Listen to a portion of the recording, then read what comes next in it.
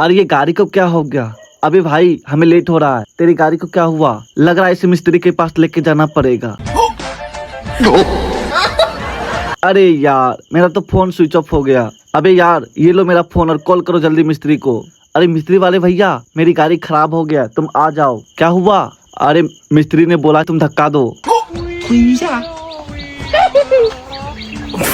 अब आगे इसका पार्ट 2 देखने के लिए जल्दी से वीडियो को लाइक कर दो और कमेंट बॉक्स में पार्ट 3 लिख दो।